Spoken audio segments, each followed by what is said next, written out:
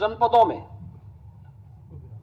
इस बजट में एक प्रावधान किया है कि 10 जनपदों में हम लोग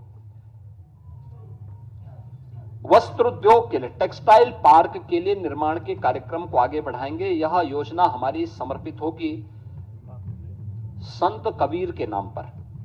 संत कबीर के नाम पर यह योजना उन जनपदों में वस्त्र उद्योग के लिए होगी।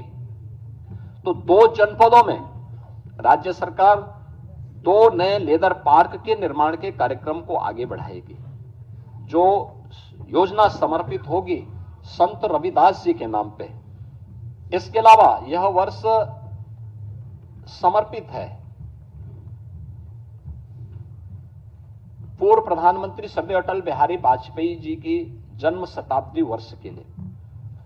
प्रदेश के अंदर हम लोगों ने नगरीय क्षेत्रों में पुस्तकालयों के निर्माण के कार्यक्रम को, जो प्राथमिकता के आधार पर हम आगे बढ़ाने जा रहे हैं, उन कार्यक्रमों को इस बजट में हमने व्यवस्था भी की है।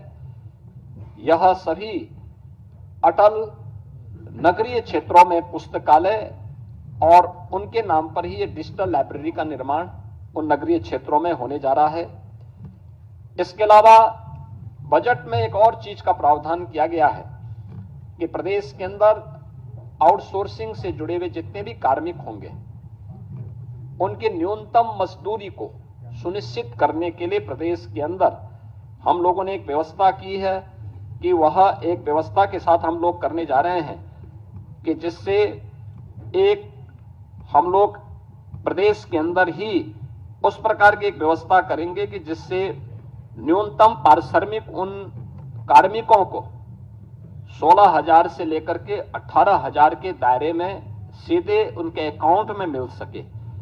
और इसके लिए एक निगम का गठन करने के बाद इस कार्यक्रम को सीधे राज्य सरकार अपने माध्यम से उसको संचालित करेगी। आउटसोर्सिंग की कोई भी कंपनी होगी, केवल सेवा के रूप में, आउटसोर्सर के रूप में जो शुल्क उसका होगा उसको राज्य सरकार अलग से अदा करेगी, लेकिन धनराशि ये पूरी की पूरी कार्मिक के खाते में जानी चाहिए।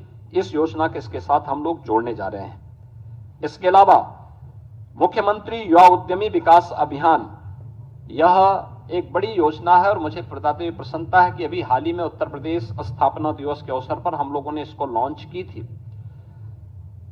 अभी 1 महीना भी इसका पूरा नहीं हुआ कि योजना की प्रगति और प्रोग्रेस से आप जान सकते हैं कि अभी 98,000 से अधिक युवाओं ने इसमें आवेदन किया है। 76,000 आवेदन बैंकों को प्रेषित किए जा चुके हैं। 16,000 मामलों में ऋण स्वीकृत हो चुके हैं। 6,000 ऋण वितरित भी किए जा चुके हैं। और आगामी वर्ष के लिए हम लोगों ने फिर से 1 लाख ऐसे युवा उद्यमी के लिए भी धनराशि की व्यवस्था राज्य के बजट में की है। 1,000 करोड़ रुपए की बजट की व्यवस्था इसके साथ हम लोगों ने की है।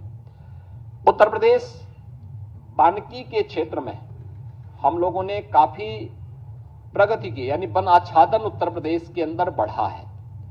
और वन आच्छादन बढ़ाने के जिस लक्ष्य को देश के अंदर जिन राज्यों ने सर्वाधिक प्रगति की है, पिछले 8 वर्ष में हमारी सरकार ने 210 करोड़ वृक्षारोपण के बृहत लक्ष्य को प्राप्त किया है। गत वर्ष देश के अंदर एक पेड़ मां के नाम, इस कार्यक्रम को भी हमने बहुत अच्छे ढंग से आगे बढ़ाया था, जिसमें 36 करोड़ से अधिक वृक्षारोपण के कार्यक्रम को हम लोगों ने आगे बढ़ाया। इस पे रिसर्च के लिए एक नए विश्वविद्यालय की स्थापना के लिए और साथ साथ वानिकी विश्वविद्यालय के साथ साथ वो औद्यानिक भी बन सके, यानी औद्यानिक उसको भी हम आगे प्रमोट कर सकें, इसके लिए एक विश्वविद्यालय के निर्माण के लिए भी हम लोगों ने धनराशि की व्यवस्था इसमें की है। और यह कार्यक्रम अब तक आगे बढ़ने जा रहा है। खासतौर पर एक नया कार्यक्रम